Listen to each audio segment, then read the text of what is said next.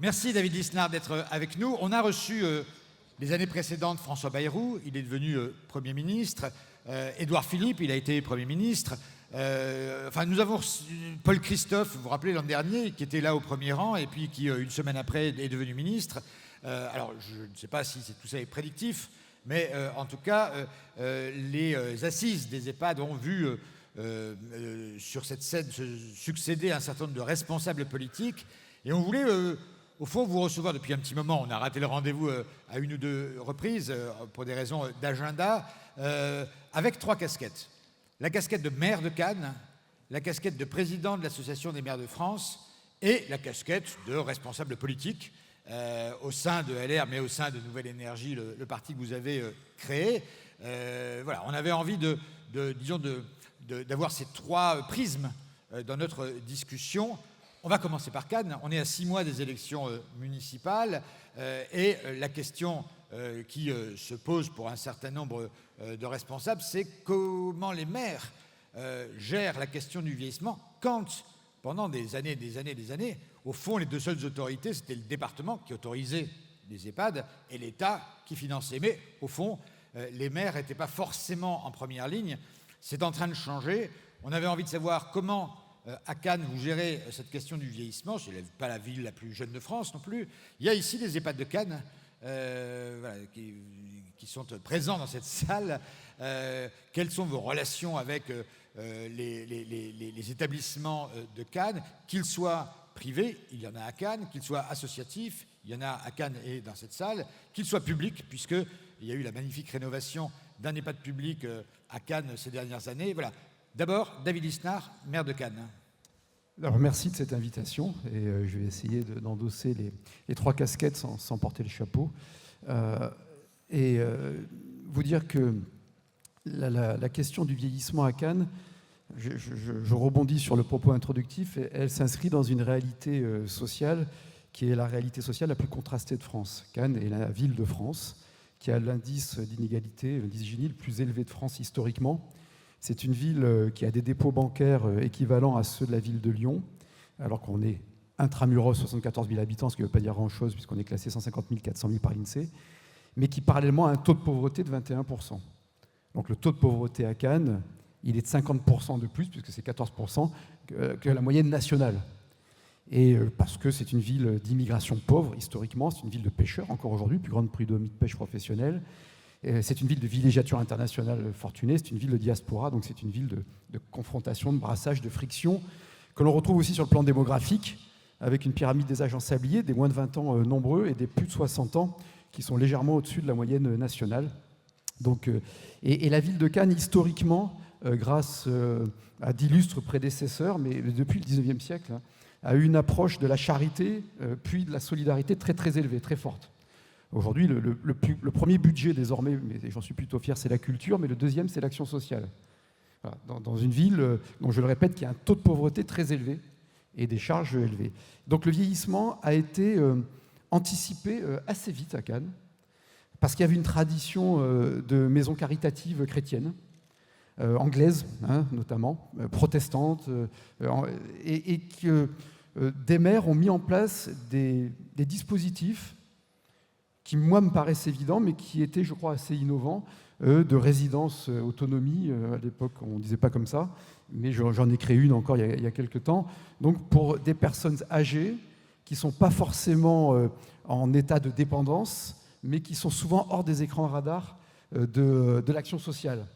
Et aujourd'hui, c'est toute une chaîne donc constituée de maillons dont certains sont privés, d'autres publics, d'autres privés, enfin des privés lucratifs et des privés non lucratifs, associatifs, que l'on retrouve dans une politique qui, je crois, est globale, qui consiste à accompagner le vieillissement.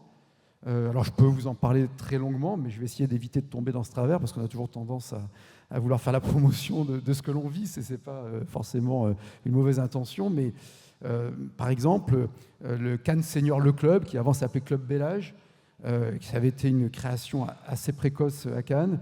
On a aujourd'hui plusieurs milliers d'adhérents, pas loin de 20 000, avec des activités, des activités cognitives, des activités ludiques, des activités sportives, et qui accompagnent le vieillissement. Hein. Il y a plusieurs degrés de personnes âgées dans ces clubs. C'est quelque chose de très important localement.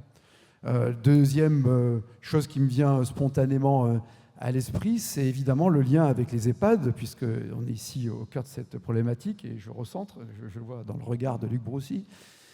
Donc il y a 7 EHPAD à Cannes, 5 sont privés, 3 privés lucratifs, 2 privés non lucratifs et 1 public. Moi, le principe qui a été le mien et qui est toujours le mien, j'ai qu'une idéologie, c'est le réalisme. Et le réalisme, c'est donc de ne surtout pas opposer à la fois le maintien à domicile et l'accueil en établissement médicalisé, de trouver des formules intermédiaires. Ce n'est pas forcément un maintien à domicile forcé, ce n'est pas forcément un accueil en établissement qui doit être définitif.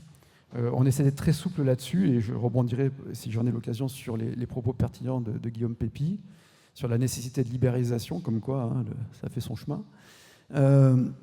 Dire qu'on n'oppose pas les EHPAD, quand je vois des responsables d'EHPAD, je ne me dis pas je vois un privé, un public, un associatif.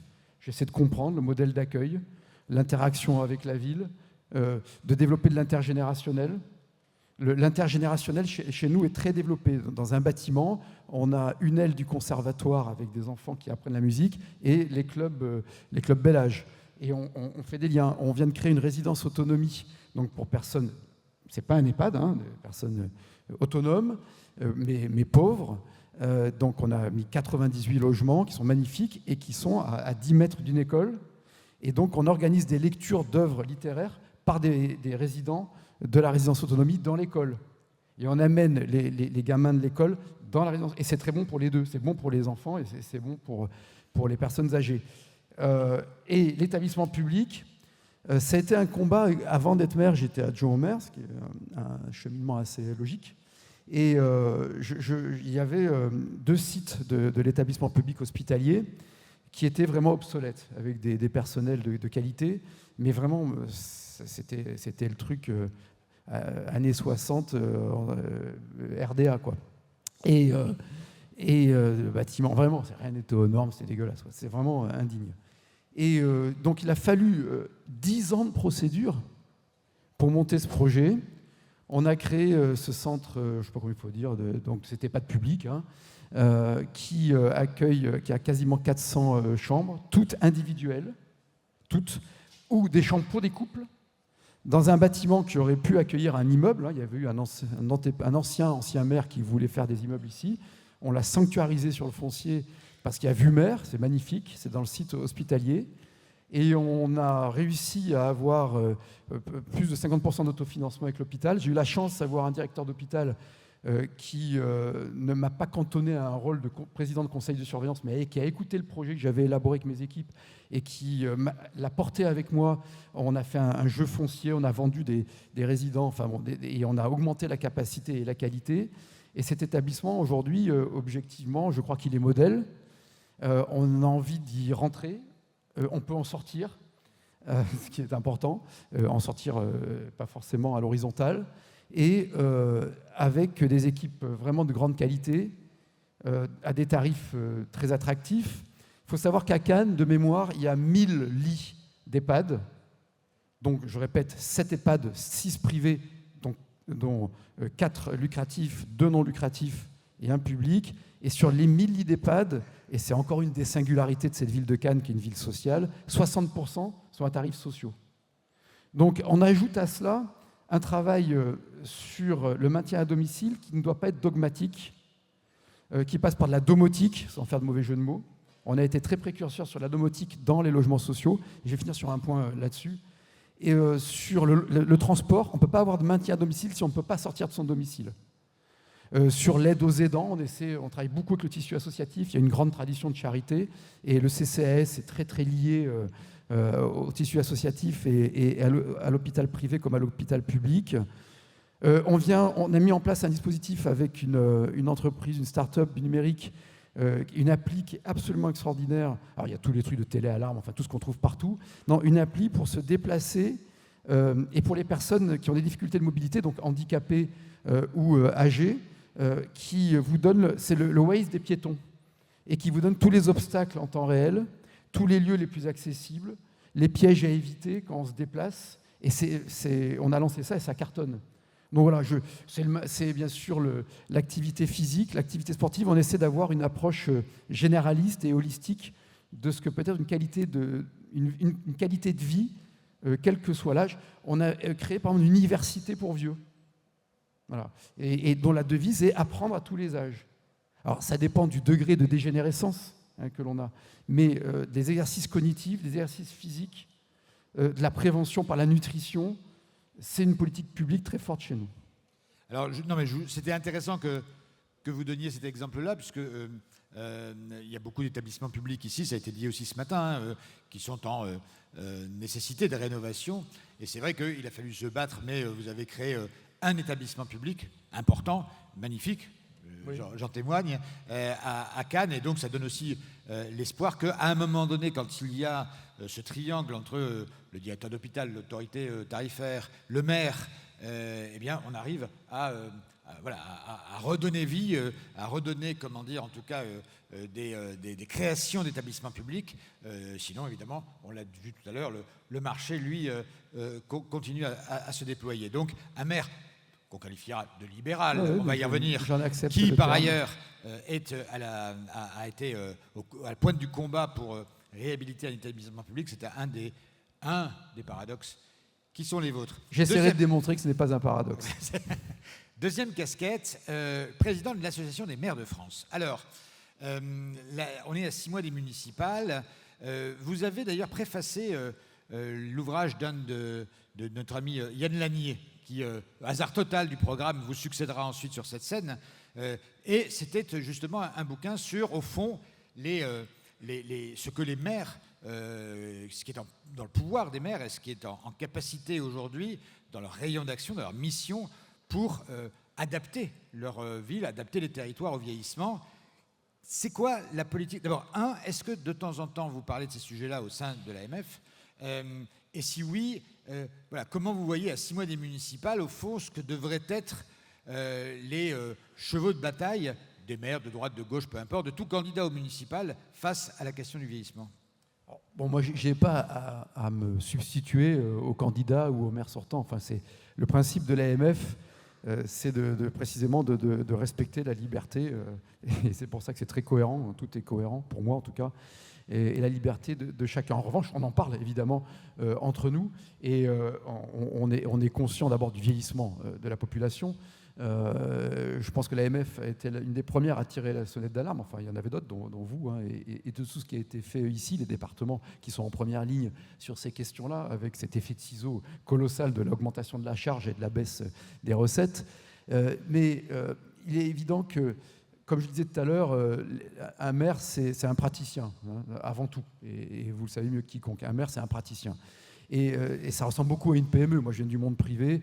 Vous devez optimiser sous contrainte, vous devez créer de l'autofinancement, vous devez mobiliser et motiver des équipes, sanctionner les mauvais, récompenser les bons, avec les lourdeurs qui sont celles qui accompagnent la fonction publique. Mais je suis assez d'accord sur le fait que le vrai sujet, il n'est pas tellement dans le statut, il est parfois dans la volonté. Enfin bon, c'était un autre sujet là aussi.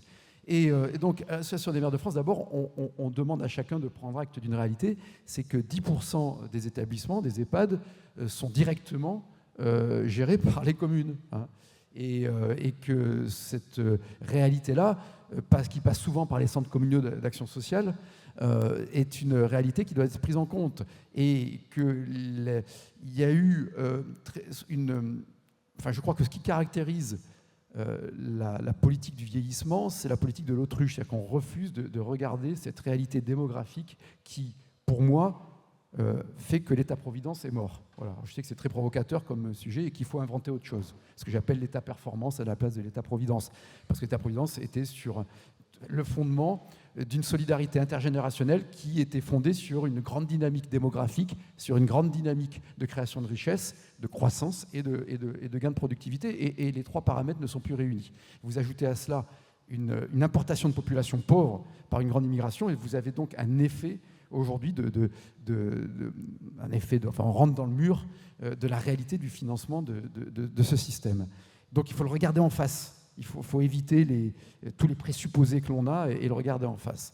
Et donc là-dessus, une des grandes hypocrisies, ou en tout cas une des cécités que l'on a constatées, c'est que les communes, une fois de plus, étaient la variable d'ajustement. C'est-à-dire que les établissements publics sont très souvent déficitaires. Je crois que c'est quasiment 8 sur 10 maintenant, mais ça, vous le savez mieux que moi, pour des raisons évidentes, parce qu'il y a un coût de revient qui n'est pas couvert, etc. Et c'est toute la noblesse du service public qui est indispensable. Et en vertu de la subsidiarité ascendante, j'en dirai un mot tout à l'heure, qui est un principe de base de la pensée libérale, et qu'à ce titre, donc, il y a une solidarité budgétaire par la commune. Mais ce n'est pas dans nos attributions. Enfin, je veux dire, c'est un non-dit.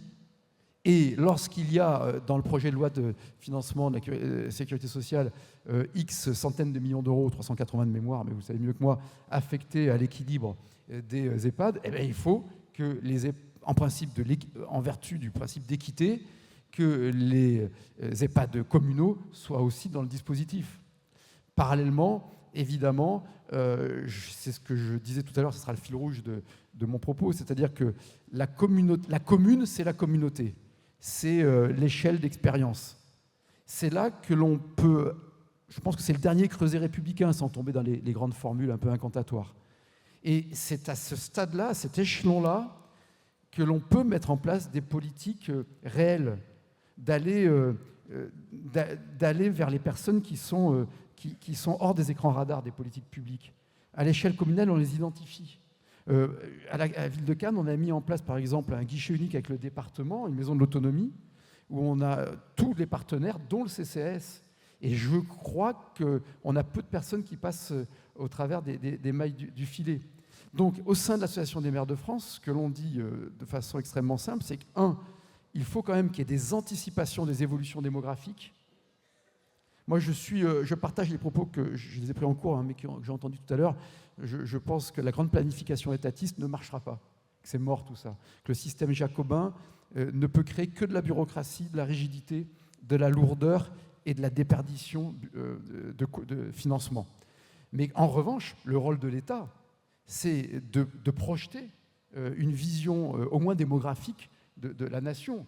Et à ce titre, de déjà créer les espaces de liberté, les communautés locales de vieillissement, les communautés locales de santé, qui nous permettront de travailler intelligemment. Alors, on aura ce débat, tout le monde pense qu'il y aura un débat sur la question du vieillissement pour la présidentielle de 2027, mais avant, il y a ces élections municipales et beaucoup d'entre vous, d'ailleurs, êtes engagés dans ces débats, soit parce que vous êtes directeur de l'EHPAD d'une ville qui va connaître une élection municipale dans laquelle forcément vous serez concernés. Parfois, certains ici sont des élus locaux. Voilà. Et donc, on voulait... Luc Carvounas, pour l'Union nationale des CCAS, et lui-même maire, était là ce matin. Je sais que travailler ensemble. Et donc, voilà, on voulait insister sur le fait que, de plus en plus, je pense notamment au phénomène des résidences-services seniors, qui sont non plus autorisées par les départements, mais par les maires. C'est eux qui c'est ce que j'évoquais tout à l'heure. Voilà, qui signent les permis de construire. Donc, voilà. Et puis, eux, comme vous l'avez dit, qui adaptent l'urbanisme, la voirie, etc., et qui sont des phénomènes, on parlait de prévention tout à l'heure. Je sais qu'à Cannes, pour y me balader de temps en temps, il y a maintenant des petits endroits sportifs. Oui. Voilà, et dans la moyenne d'âge, je ne sais pas si on sait qui utilise ces... Je le sais parce que comme je change d'horaire pour faire mon footing, le matin c'est des vieux, le soir c'est des jeunes. Et entre le D, c'est entre les deux. D'accord. Voilà, ça vous va comme... Oui, non, mais c'est ce que j'avais à peu près prévu, puisque je fais ça le matin, donc je le sais. Oui, ben voilà. Merci. Bienvenue au club. Au club senior. Non, parce que il m'arrive d'être de temps en temps à Cannes, pour vous dire la vérité, et une fois sur deux, on voit cette ville sportive, mais il y en a un qui est plus sportif que les autres, c'est le maire de Cannes, qui régulièrement, tous les jours même, rend jaloux tous ceux qui ne courent pas le marathon, puisqu'il est, vous le savez, un grand sportif et qui pratique dans sa ville. Comme flattez-vous, monsieur, ça cache quelque chose. Moi, je suis en voiture. Bon, dernière casquette, et pas la moindre, tout le monde ici sait bien que vous avez ces dernières années émergé comme une personnalité politique nationale, un peu au-delà des frontières de Cannes. Vous êtes vice-président de LR, mais vous êtes aussi le président d'une formation que vous avez créée, Nouvelle Énergie. Et puis vous êtes, au fond, il y avait sur cette scène, il y a 2 ans, François Ruffin, qui incarne quelque chose. Il y avait l'an dernier Benoît Hamon, qui incarne quelque chose. Le moins qu'on puisse dire, c'est que vous incarnez quelque chose, pas tout à fait comme les 2 précédents. Mais voilà, on avait envie de vous inviter aussi pour ça. C'est que vous êtes un libéral, vous ne croyez pas à la puissance tutélaire de l'État, et que cette voix-là, on avait envie de l'entendre, y compris sur un sujet qu'on vient d'évoquer, c'est-à-dire, et dont on voit bien que la solidarité passera certes par les solidarités familiales, mais elle passera aussi à un moment donné par plus de financement public. Comment on gère cette contradiction quand on est un homme politique d'envergure nationale comme vous l'êtes, un homme d'État comme vous voudriez demain peut-être l'être aussi, votre conviction d'homme libéral et cette nécessité de mobiliser d'une manière ou d'une autre des financements pour assurer le vieillissement de la population? Il va falloir déjà déconstruire certains présupposés. Déjà, la contradiction que je vois, moi, c'est pas celle-là. La contradiction que je vois, c'est celle d'un système qui dépense toujours beaucoup plus d'argent public. On a le record du monde de la dépense publique par rapport à la richesse créée. Et parallèlement, des services publics qui se délitent. Voilà. Donc ça, c'est un paradoxe qui devrait tous nous entêter. Comment se fait-il que plus on dépense d'argent public, moins on est bien classé au classement PISA de l'éducation, plus on a de malaise, malgré les Ségur, etc., à l'hôpital public, on a des soignants qui sont moins bien payés qu'ailleurs, des profs qui sont moins bien payés qu'ailleurs, et des contribuables qui paient plus qu'ailleurs, et des générations futures qui vont plus payer pour tout ce que l'on ne fait pas aujourd'hui. C'est ça, ce paradoxe. Donc, moi, ma pensée, vous savez, moi, je suis un monsieur Jourdain, tout ça, on me dit libéral. En France, j'ai l'impression qu'on est vite classé de libéral dès qu'on n'est pas étatiste ou socialiste ou collectiviste. Et je vais essayer de vous répondre en vertu de 2 choses. D'abord, de la réalité, et ensuite de principe. Je vais inverser, tiens. La réalité, c'est celle que je viens d'évoquer. Moi, ce que je souhaiterais, c'est que notre système évite les effets de déperdition, de cloisonnement bureaucratique, d'autorisation préalable, surtout, qui coûtent extrêmement cher, qui détournent l'argent du contribuable, qui détournent la vocation des fonctionnaires de leur mission, et qu'on le réoriente vers le terrain. Pour parler différemment, plus on a de dépenses publiques et d'impôts et de charges, moins on a d'agents d'État sur le terrain. C'est vrai dans la police la nuit, on manque de greffiers au tribunal, on manque de places de prison, on manque de magistrats, etc., etc. Pourquoi ? Parce que si vous voulez plus de policiers, plus d'infirmières et d'infirmiers, comme on dit dans le Nouveau Monde, toutes et tous, plus de greffiers, eh bien, il faut qu'il y ait moins de bureaucrates. Et pour qu'il y ait moins de bureaucrates, il faut qu'il y ait plus de liberté. Il faut que le droit soit réorganisé selon des principes simples, d'ordre public, qui s'imposent aux partis, pour les juristes, avec des objectifs de politique publique simples, et de pratiquer, et j'en arrive au principe, la subsidiarité ascendante. La pensée libérale a un carré magique. C'est que ce carré magique, c'est celui autour de quatre termes, qui sont des valeurs, qui sont des finalités. C'est que la finalité de l'action, c'est la dignité humaine. Que la dignité humaine est conditionnée par la liberté. Pouvoir choisir sa vie est une des conditions de la liberté. Et que pour être libre, il y a un corollaire, c'est pouvoir exercer une responsabilité. Et qu'il y a une condition sine qua non qui est la propriété, y compris la propriété de sa vie. C'est ça la pensée libérale. Et que pour cela, on délègue une partie de sa souveraineté à la puissance publique. D'abord au niveau local, et puis si ça ne suffit pas, on va vers le haut. Et vous voyez, le rôle de l'État, où il est très important, c'est qu'il doit libérer la capacité d'initiative locale. On doit pouvoir faire sauter tous les verrous. Pourquoi, quand on a fait l'EHPAD public, quand on l'a construit, il a fallu, pour avoir l'autorisation de transférer et d'augmenter le nombre de lits d'accueil de personnes Alzheimer, il a fallu plus d'1 an de procédure administrative. Il devrait y avoir 0 procédure administrative. Et ensuite, un État qui contrôle a posteriori, qu'on cesse d'entraver a priori les initiatives, mais qu'on contrôle a posteriori, que l'État intervienne en dernier assureur, que l'État intervienne là où il y a des trous dans la raquette. Je suis, par exemple, un adepte de l'aménagement du territoire. Si on veut régler le problème du vieillissement, tout commence dans la famille. Moi, je suis désolé, mais on ne réglera pas le problème du vieillissement si on accepte l'idée que la société, que l'État est responsable du traitement des vieux en France. Il faut dire que la première responsabilité, elle est dans la société civile. Comment aujourd'hui pouvons-nous faire en sorte que les familles puissent à nouveau avoir des maisons où on puisse avoir plusieurs générations? Ce qui a fait beaucoup de mal au traitement du vieillissement a été, par exemple, la fracture territoriale entre la ruralité et la métropolisation. Les logements de plus en plus petits, la difficulté de logement, le fait de tout concentrer dans les grandes villes, l'éloignement intergénérationnel ont fait beaucoup de mal. C'est des questions qui sont colossales. Donc, il n'y a pas pour moi de contradiction là-dedans. Il y a une vision de l'individu souverain, l'individu libre, et une nécessité de la charité, c'est-à-dire de la solidarité privée et de la solidarité publique qui fait les grandes civilisations et qui doit amener aussi à remettre en cause toute cette approche technocratique. Quand il y a eu le Covid, je suis quelqu'un qui respecte l'ordre, mais j'ai transgressé, je l'avais dit d'ailleurs au Premier ministre de l'époque, Édouard Philippe, je l'avais prévenu, j'avais trouvé que c'était un signe inacceptable de régression civilisationnelle que d'interdire d'aller voir ses parents dans des établissements et a fortiori d'interdire des obsèques. Et dans notre ville, avec beaucoup de précautions, eh bien, j'avais autorisé, j'avais dit, on va vous permettre d'assister aux obsèques de vos proches. On va vous permettre, avec des précautions très fortes, d'aller visiter des personnes âgées. Le propre d'une civilisation, je crois, à mes yeux, c'est celle qui ne raisonne pas qu'en utilité. Il y a des droits naturels. Ces droits naturels, c'est ceux que le corps n'est pas une marchandise. Donc tout n'est pas marché dans la pensée libérale. Voilà. J'ai mélangé quelques éléments, à la fois de vécu, de principe et de réalité, mais pour susciter la controverse, évidemment.